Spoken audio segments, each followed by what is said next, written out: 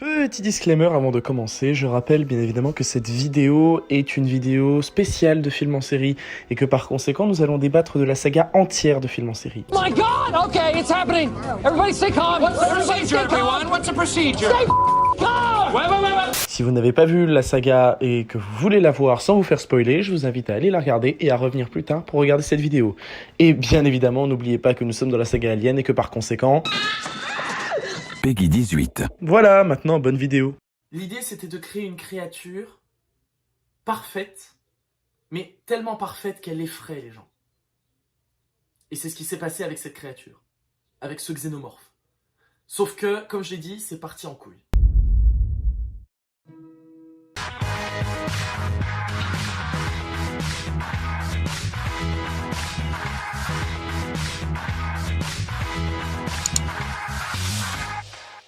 Alien 2, réalisé par James Cameron, on le connaît, hein, on sait de quoi il est capable, avec Titanic et avec Avatar, c'est principalement dans l'action.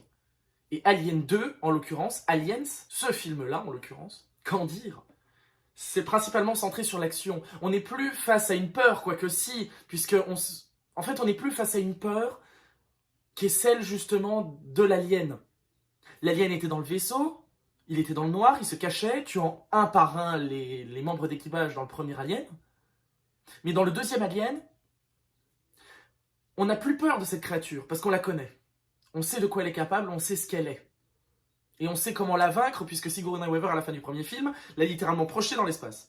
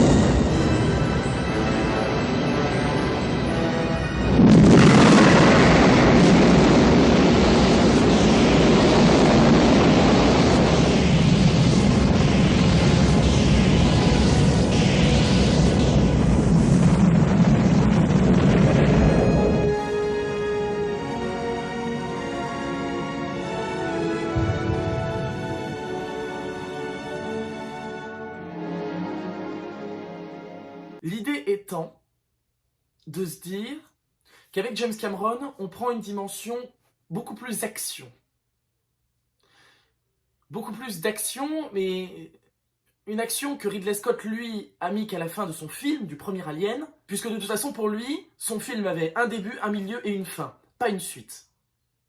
On n'est pas parti sur une suite au moment où Ridley Scott l'a envoyé en salle. Le fait est donc du coup que de nombreux réalisateurs se sont récupéré le projet Alien et en ont fait un petit peu tout ce qu'ils avaient envie. James Cameron en a tourné une forme d'action, avec la peur justement pas de l'alien en question, mais du nombre d'aliens. Ce qui est une autre peur, puisque ce coup-là, on n'a plus la peur de l'être, mais du nombre. Et par conséquent, le film au final n'est qu'une boule d'action et une boule d'explosion et de combat. Jusque-là... Et d'ailleurs, c'est ce petit parallèle que j'ai remarqué. Dans le premier Alien, ce sont que des voyageurs, ce sont que des colons, ce sont que des commerciaux. Dans le deuxième film, ce sont des soldats, des militaires. En l'occurrence, donc, on a bien cette dimension peur, parce que ce sont des commerciaux, donc ils n'ont pas l'habitude de faire face à des monstres ou à des combats. Et de l'autre côté, on a ces militaires qui, eux, ont l'habitude du combat, donc ils n'ont pas la trouille de tirer sur un monstre. Le parallèle est déjà bien là.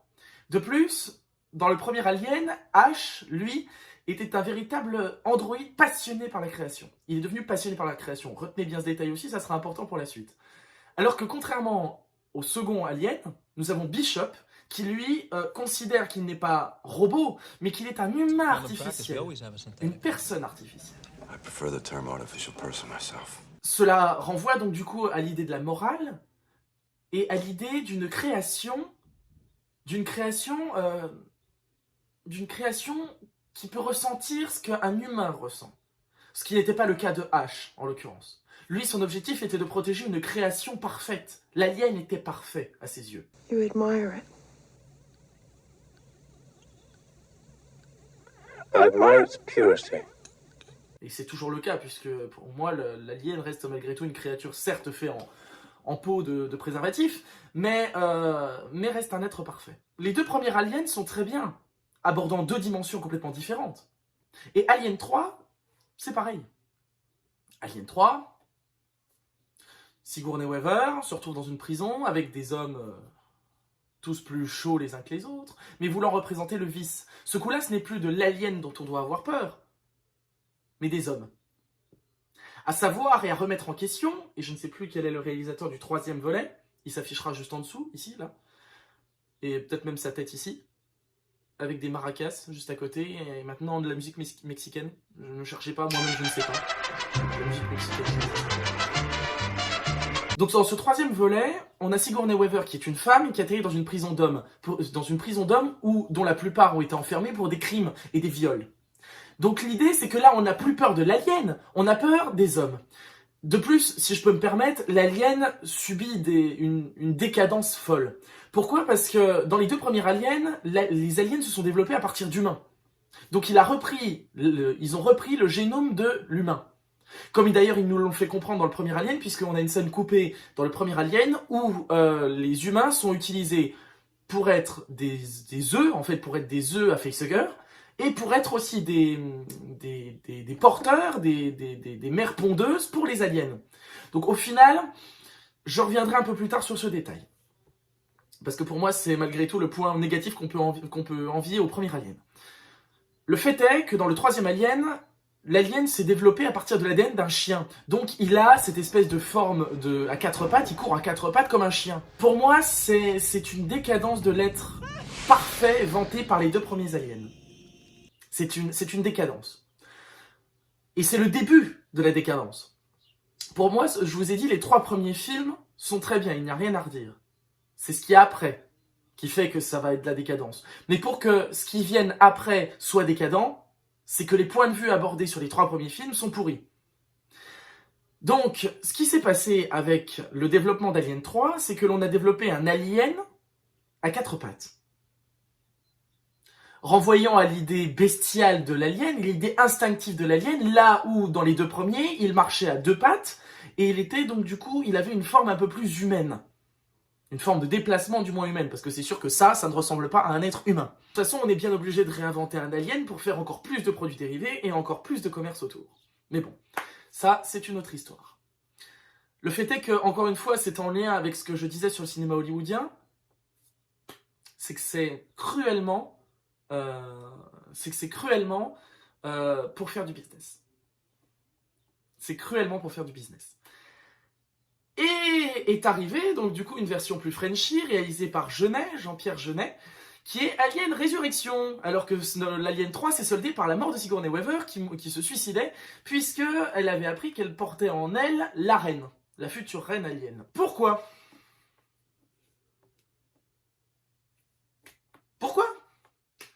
Pourquoi faire ressusciter Sigourney Weaver ? Jean-Pierre, qu'est-ce que t'as branlé ? Et moi, à cette époque, j'imagine très bien Ridley Scott qui voit les trois suites. D'ailleurs, il a réagi à toutes ces suites. Il a réagi à toutes ces suites. De manière merdique, mais il a réagi à toutes ces suites.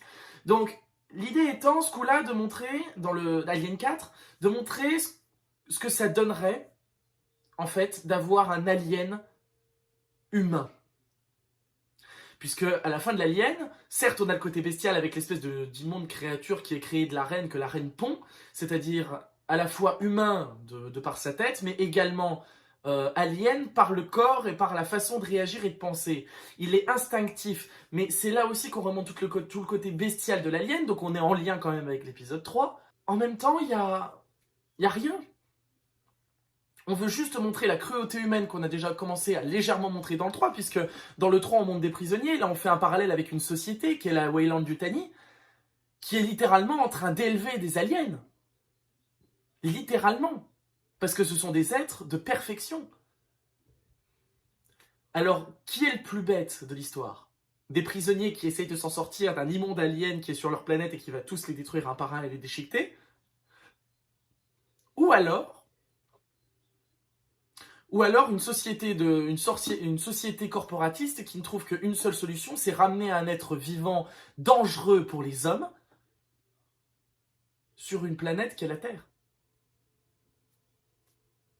Parce que oui, la destination finale dans l'épisode 4, c'est la Terre.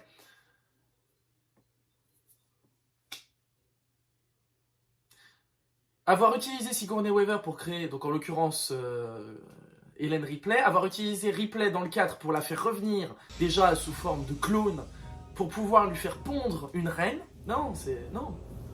Vous avez envie de dégoûter les gens d'avoir des enfants.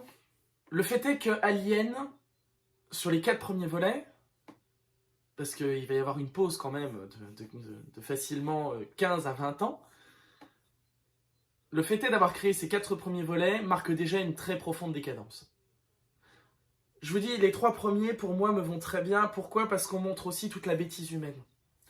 On montre toute la bêtise humaine, puisque dans le premier, Moser envoie un message de détresse à la Weyland, qui, eux, répondent qu'il faut garder l'être en question et le ramener sur Terre. Quel objectif? Vous savez que c'est un être dangereux, mais encore une fois, c'est pour faire du pognon. C'est un être qui servirait d'arme militaire, qui servirait qui servirait de monstre parfait pour faire la guerre. C'est une vraie leçon de morale, mais je trouve que c'est une décadence progressive. Et ça va être pire, notamment en 2012, avec l'arrivée de Prometheus, où Ridley Scott, on va dire, a commencé un peu à baiser ses fans. Mais baiser sans vaseline. Vraiment, hein, comme ça, très, très rapidement, très discrètement. Il les baise. Il les baise dans le sens du poil. Il baise les fans d'Alien.